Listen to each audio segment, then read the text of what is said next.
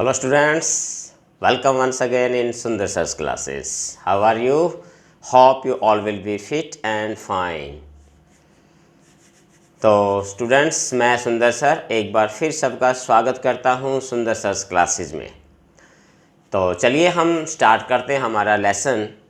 और आज से हम जो है एक नई सीरीज़ शुरू कर रहे हैं और वो हमारी सीरीज़ हमारी ऑक्सिलरी वर्ब्स की, जो हमारी वर्ब्स की सीरीज़ पहले चली थी उसी के अंतर्गत आज हम इसमें लिखेंगे कि ऑक्सिलरी वर्ब्स जो है पार्ट 1 के अंतर्गत आज हम जानेंगे। आज के इस पर्टिकुलर लेसन में हम देखेंगे कि ऑक्सिलरी वर्ब्स कौन सी होती हैं, कितने प्रकार की होती हैं, यानी कौन सी ऑक्सिलरी वर्ब्स जो है वो होती है इंग्लिश ग्रामर में और उनके क्या विशेषताएं हैं। और उसके बाद हम जितनी भी ऑक्सिलरीज वर्ब्स होती हैं उनकी 1 बाय 1 उनके यूजेस, उनसे संबंधित कॉमन रूल्स के बारे में हम पढ़ेंगे।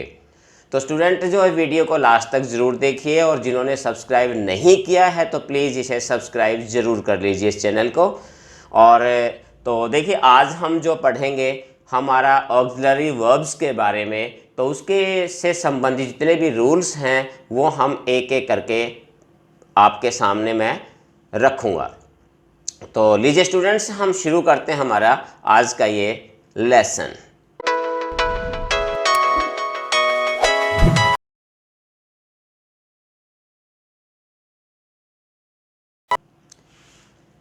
अगर हम बात करें सबसे पहले ऑक्सिलरी वर्ब्स की, तो ऑक्सिलरी वर्ब्स के बारे में आपको सबसे पहले जो पता होना चाहिए क्या होता है कि ऑक्सिलरी वर्ब्स ऐसी वर्ब्स होती हैं कि जो मेन वर्ब के साथ सहायक के रूप में काम करती हैं। लेकिन इसमें सबसे खास बात एक और भी होती है कि कुछ एक ऐसी हमारी ऑक्सिलरीज होती हैं कि जो मेन वर्ब के रूप में भी काम करती हैं। तो सर आइए सबसे पहले हम ये देखते हैं कि जो ऑक्सिलरी वर्ब्स जो हमारी होती हैं वो हमारी, पहली बात तो ये कि आपको ये पता होना चाहिए कि ऑक्सिलरी वर्ब्स हमारी जो होती है वो 3 प्रकार की होती हैं, 3 काइंड्स होती हैं। इसमें 3 प्रकार की हमारी ऑक्सिलरी वर्ब्स मानी जाती हैं। पहली हमारी जो है वो क्या है, हमारी primary auxiliary verbs. Primary auxiliary verbs में जो टू बी की फॉर्म होती है हमारे पास, टू बी वर्ब की जो फॉर्म होती है just like is, am, are, was, were, has, have, had, do, does, did, ये सारी हमारी जितनी भी मैंने अभी बताई है आपको, ये सारी हमारी प्राइमरी ऑक्सिलरी वर्ब्स कहलाती हैं। ध्यान रखना आपने इस चीज़ को, इसके जो अंतर है इनमें आपको अच्छी तरीके से इन चीज़ों का ध्यान में रखना है। इसके बाद दूसरी हमारी जो कैटेगरी आती है हमारे पास आती है model auxiliaries. Model auxiliaries verbs जिनके बारे में आप परिचित भी हैं, जिनके बारे में ही हम आगे विस्तार से और पढ़ेंगे। Just like will, shall, can, could, may, might, should, ये हमारी सारी मॉडल ऑक्सिलरीज वर्ब्स कहलाती हैं हमारी है, जिसको हम मॉडल्स भी कहते हैं, ये वो हमारी होती है। और तीसरी जो कैटेगरी होती है इनको हम मार्जिनल ऑक्सिलरीज वर्ब्स बोलते हैं। मार्जिनल ऑक्सिलरीज वर्ब्स कहने का मतलब क्या है कि ये एज ए मॉडल ऑक्सिलरीज भी यूज होती हैं और इनका अलग से भी नाम दिया जाता है मार्जिनल ऑक्सिलरी वर्ब्स। और उसमें कौन कौन सी होती है हमारे पास, यूज टू, डेयर और नीड, ये हमारी मार्जिनल ऑक्सिलरी वर्ब्स की कैटेगरी के अंतर्गत आती है। तो स्टूडेंट्स आपने देखा कि हमारे पास बेसिकली 3 प्रकार की जो है ऑक्सिलरीज वर्ब्स मानी जाती है। अब हम देखते हैं इसमें कि तीनों को हम देखते हैं इसमें कि इनके संबंधित रूल या इनसे संबंधित जो मुख्य ट्रिक्स जो है वो क्या है, कि इनको समझने के लिए हमें किन चीज़ों की आवश्यकता है, कौन कौन से रूल्स हमने फॉलो करने हैं, उनको देखिए एक एक करके हम वो रूल्स लेते हैं। बात करें हम सबसे पहले, तो सबसे पहले आप एक नोट देख लीजिए, इसमें ये नोट दिया गया है कि जो भी हमारी प्राइमरी ऑक्सिलरीज वर्ब्स होती हैं, प्राइमरी ऑक्सिलरीज वर्ब्स कौन सी बताई मैंने, to be form, is, am, are, was, were, has, have, had, do, does, did, ये सारी हमारी प्राइमरी ऑक्सिलरीज वर्ब्स होती हैं। और also used as main verb, lexical verb या फिर मेन वर्ब के रूप में भी प्रयोग हो सकती है। इस बात का आपने ध्यान रखना है, ये पॉइंट नोट कर लेना आपने कि जो भी हमारी प्राइमरी ऑक्सिलरीज होती है ये मेन वर्ब के रूप में भी काम कर सकती हैं। यानी कि ऑक्सिलरी हेल्पिंग वर्ब्स तो होती है, साथ में कई बार किस विशेष सेंटेंसेस के अंदर ये मेन वर्ब का भी काम करती हैं। एग्जांपल देख लीजिए, जैसे आई एम अ टीचर, ये जो सेंटेंस है यहाँ पर जो है एम जो है वो एज ए मेन वर्ब के रूप में प्रयोग की गई है। Just like he has a car, तो यहाँ पर हैज़ है या एम, ये दोनों हमारे पास है।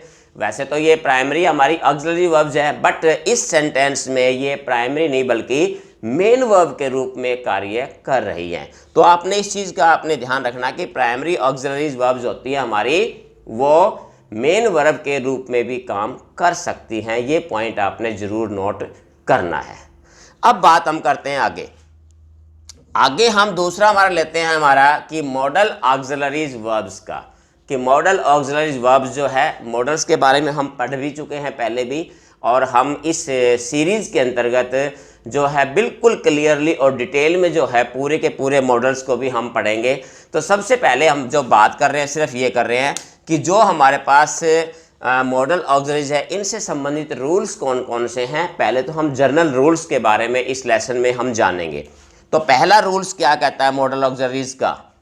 पहला रूल ये कहता है कि modal auxiliaries never used as main verb. देखिए आप इसको थोड़ा सा ध्यान से देखिए, प्राइमरी ऑक्सिलरीज मेन वर्ब के रूप में भी प्रयोग हो सकती है, बट मॉडल ऑक्सिलरीज वर्ब जितने भी हमारे पास होती है वो कभी भी मेन वर्ब के रूप में यूज नहीं होती। अब इसको आप एक चीज़ देख सकते हैं, इसीलिए जो है ना यहाँ पर जो नीड और डेयर का क्वेश्चन उठता है, इसलिए इसको हमने कैटेगराइज जो है वो मार्जिनल ऑक्सिलरीज के अंतर्गत किया गया है, क्योंकि नीड और डेयर मेन वर्ब के रूप में आ सकती है, इसलिए जो है इनको कैटेगराइज अलग किया गया है। तो इस चीज़ का ध्यान रखना। पहला रूल यह है कि ये वर्ब जो में होती हैं ये कैसे, always used as helping verb only, केवल हेल्पिंग वर्ब के रूप में ही यूज होती हैं। तो इस पॉइंट को आपने, इस रूल को आपने ध्यान में रखना है कि मॉडल ऑक्सिलरीज हमेशा हेल्पिंग वर्ब के रूप में ही काम करती है, वो कभी मेन वर्ब के रूप में काम नहीं करती। जैसे एग्जांपल दे सकते हैं, he will go to school, यहाँ पर मेन वर्ब जो है क्या है, गो, तो इसके जो है एक हेल्पिंग कर रही है ये। इसी प्रकार से I can speak English fluently, तो यहाँ मेन वर्ब हमारे पास है स्पीक, तो मेन वर्ब के सहायता के लिए यूज की गई है, as a helping verb use हो रही है, यहाँ पर भी मेन वर्ब के रूप में यूज नहीं हो रही है। नेक्स्ट में बात करते हैं इसके संबंधित सेकंड रूल क्या है। सेकंड रूल जो है मॉडल ऑक्सिलरीज का है क्या है कि generally after model auxiliaries V1 is used. ये ध्यान में रखना आपने कि मॉडल ऑक्सिलरीज वर्ब्स के बाद जनरली वर्ब की फर्स्ट फॉर्म यानी प्रेजेंट फॉर्म का ही यूज किया जाता है। इस बात को भी आपने ध्यान रखना है, एक जनरल सा रूल है ये। Just like he can go, ये हमने कैन लगाया, हमारे पास मॉडल आ गया, इसके बाद जो हमने यूज किया गो क्या है हमारा V1 यानी present form of the verb है। और एग्जांपल देखते हैं, he will pass this time, तो पास हमारे पास मेन वर्ब है, ये क्या है मेन वर्ब, वर्ब की फर्स्ट फॉर्म है। क्यों? क्योंकि इससे पहले हमने मॉडल ऑक्सिलरीज विल का प्रयोग किया गया है। तो स्टूडेंट्स आपने इस चीज़ का ध्यान रखना है कि जो छोटे छोटे जो कॉमन रूल्स हैं इनसे संबंधित ये बहुत ही ज़्यादा आगे जाके इफेक्टिव होने वाले हैं। तो नेक्स्ट रूल देखिए और क्या है इसके। नेक्स्ट रूल देखिए स्टूडेंट्स इसमें कि जो मॉडल ऑक्सिलरीज हमारे पास होती हैं, मॉडल ऑक्सिलरीज वर्ब्स, इनके एक ध्यान रखना है कि V1 V2 या V3, V1 तो जो मेन इनका जो है वो यही एक किस्म से या ये रूप या ये, या V1 के साथ ING या वर्ब के साथ S और ES, जो मेन वर्ब के जो ये रूप होते हैं, जो फॉर्म्स बनती है इनसे। लेकिन क्या होता है कि इसके अंदर मॉडल ऑक्सिलरीज का ऐसा कोई रूप नहीं होता, ये केवल एक ही सिंगल यूज ही इनका होता है, सिंगल ही रूप होता है। They are always use in one form, इनकी केवल एक ही फॉर्म होती है कि जो मेन वर्ड है वही वर्ड हर परिस्थिति में यूज होता है। और ख़ास बात यह है कि ये जो है वो सब्जेक्ट के नंबर, जेंडर या फिर पर्सन के अकॉर्डिंग भी चेंज नहीं होते। Just like the no change according the number, gender और पर्सन ऑफ द सब्जेक्ट। तो इस चीज़ का आपने ध्यान में रखना है कि मॉडल ऑक्सिलरीज का केवल एक ही फॉर्म होती है, इनकी केवल एक ही फॉर्म होती है, और ये कभी भी सब्जेक्ट के नंबर, जेंडर या फिर पर्सन के अकॉर्डिंग चेंज नहीं होते। जस्ट लाइक एग्जांपल के तौर देखिए, ही हमारे पास यहाँ पर थर्ड पर्सन है, सिंगुलर है, इसके बाद भी हमारे पास यहाँ कैन का प्रयोग किया गया है। इसके अलावा अगर आप इसमें देखिए यू, यहाँ पर्सन भी चेंज हो गया, प्लूरल भी, यू को प्लूरल भी मानते हैं, जेंडर भी चेंज, इसका जो नंबर भी चेंज हो गया और पर्सन भी चेंज हो गया, उसके बावजूद भी यहाँ पर हमारे पास सेम कैन का प्रयोग ही किया गया है। तो इस चीज़ का आपने भी ध्यान में रखना है कि जो मॉडल ऑक्सिलरीज होती हैं ये जो है वो सब्जेक्ट के नंबर, जेंडर या फिर पर्सन के अकॉर्डिंग चेंज नहीं होते। इस बात का आपने ध्यान रखना है, ये हमारा रूल जो है ये कहता है। नेक्स्ट रूल हमारा क्या कहता है कि to is used after used and ought. ये आपको कॉमनली पता है कि यूज जितने भी हमारे पास, जैसे use to, he use to go there, तो यूज्ड के बाद हमने टू का प्रयोग करते हैं। इसी प्रकार से ऑट टू का प्रयोग, you ought to help the poor, तो यहाँ पर ऑट के साथ भी टू, यानी ऑट और यूज्ड दो ऐसे हमारे पास ऑक्सिलरीज हैं, मॉडल ऑक्सिलरीज हैं जिनके बाद हम टू का प्रयोग करते हैं। इस बात का भी आपने ध्यान में रखना है। तो ये रूल हमारा ये कहते हैं टू का प्रयोग किया जाता है यूज्ड और ऑट के बाद। नेक्स्ट रूल में क्या कहता है कि डेयर और नीड, अभी हम जैसे ऊपर पिछली स्लाइड में हमने जिक्र किया था कि डेयर और नीड जो हमारी मार्जिनल ऑक्सिलरीज कहलाती हैं, इनका जो यूज है वो क्या है, मेन वर्ब के रूप में यूज हो सकता है। इनका मेन वर्ब के रूप में यूज हो सकता है। तो ये दोनों रूप में, इसलिए इनको जो है मॉडल ऑक्सिलरीज के बजाय इनको मार्जिनली ऑक्सिलरीज वर्ब के रूप में जो है वो कैटेगराइज किया गया है।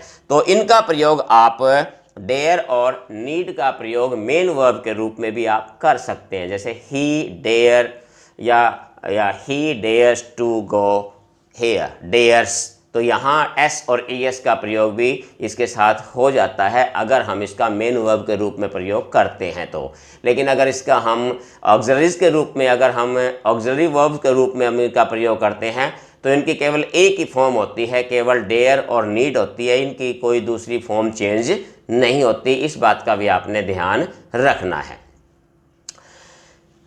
और अगला जो हमारे पास रूल है, इंपॉर्टेंट रूल है, आपने ध्यान से देखना है, और वो क्या कहता है रूल हमारा, वो ये कहता है कि डू, डज और डिड जो हमारी प्राइमरी ऑक्सिलरीज हैं, डू, डज और डिड, इनका यूज सिंपल प्रेजेंट और सिंपल पास्ट टेंस जो हमारा होता है, सिंपल प्रेजेंट, प्रेजेंट इंडेफिनिट और पास्ट इंडेफिनिट दोनों में सेंटेंस को नेगेटिव या फिर इंट्रोगेटिव बनाने में ही प्रयोग किया जाता है। इस बात का ध्यान रखना है कि डू, डज, डिड का प्रयोग प्रेजेंट इंडेफिनिट या फिर पास्ट इंडेफिनिट में या तो सेंटेंस नेगेटिव या फिर इंट्रोगेटिव में ही यूज किया जाता है। सिंपल सेंटेंस में यानी अफर्मेटिव सेंटेंस में हम डू, डज, डिड का प्रयोग जनरली नहीं करते,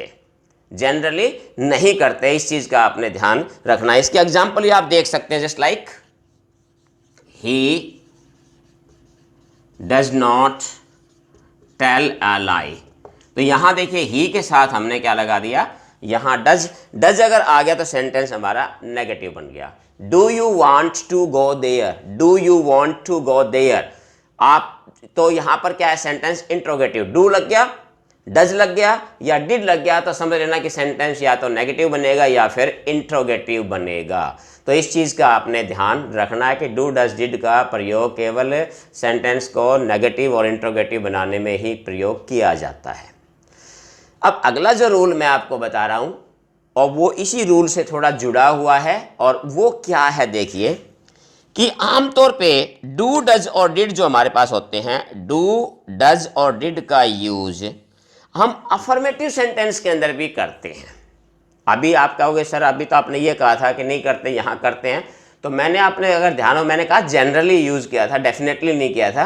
तो यहाँ कब करते हैं हम, एक विशेष परिस्थिति में करते हैं, सामान्यतः नहीं करते, केवल विशेष परिस्थिति। कब कि सेंटेंस को अगर हमने एम्फेटिक बनाना हो, सेंटेंस को हमने एम्फेटिक बनाना है, यानी कि सेंटेंस को प्रभावशाली, उस पर थोड़ा प्रेशराइज करना है, थोड़ा सा हमें जोर डालना होता है किसी सेंटेंस के ऊपर। अगर किसी चीज़ को हमने तो विशेष तौर पे अगर किसी को हमने प्रेस करना हो, किसी पे जोर, किसी चीज़ पे जोर डालना हो, तब वहाँ हम डू, डज, डिड का प्रयोग अफर्मेटिव सेंटेंस के अंदर भी करते हैं। इसका एग्जाम्पल देख लीजिए आप,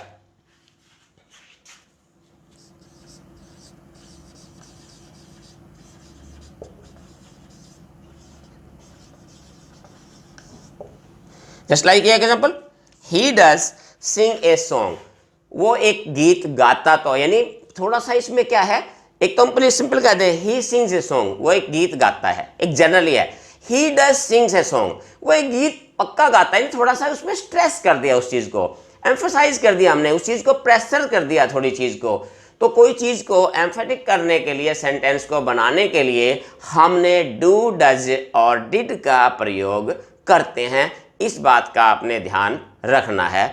तो ये हमारे कुछ जो रूल्स थे हमारे ऑक्सिलरी वर्ब्स से संबंधित, जो कुछ हमने जो जनरल रूल्स थे, जो हमारे पास कॉमन, बहुत ही जो कॉमन से रूल थे, वो हमने इसमें करने का प्रयास किया गया है।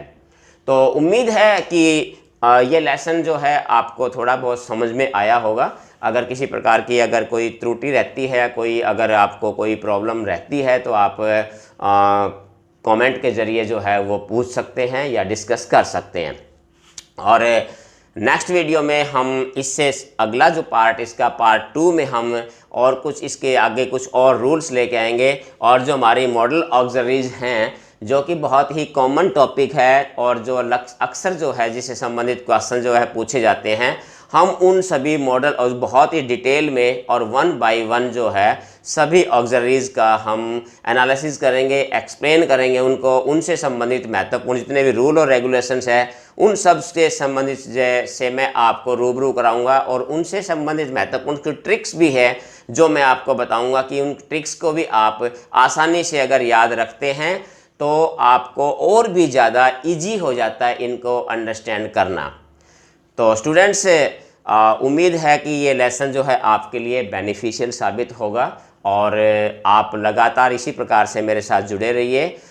Thank you for connecting with me, and I hope that in near future you will also be continue with me. Okay students, आज के लिए इतना ही। That's all from now. Have a nice day.